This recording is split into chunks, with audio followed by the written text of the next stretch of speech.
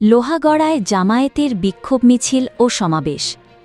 ন্যায় ও ইনসাফ ভিত্তিক সমাজ গঠনের দাবিতে বাংলাদেশ জামায়াতে ইসলামী কেন্দ্র ঘোষিত পিআর পদ্ধতিসহ ৫ দফা দাবিতে নড়াইলের লোহাগড়া উপজেলা শাখার উদ্যোগে বিক্ষোভ মিছিল ও সমাবেশ অনুষ্ঠিত হয়েছে।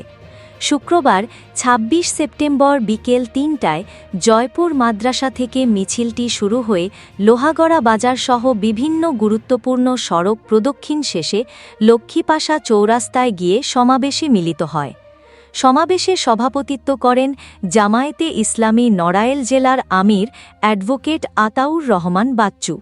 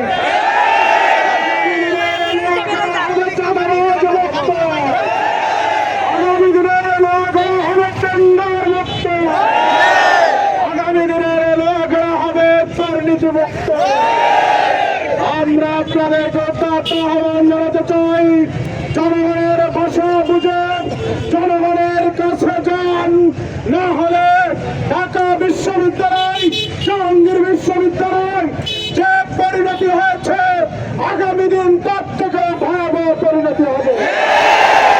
আমরা আজকে বলতে চাই, আমরা কোন বিজয় আমরা খুললে না, আমরা বিজয়ের মাধ্যমে অহংকারী হতে চাই না।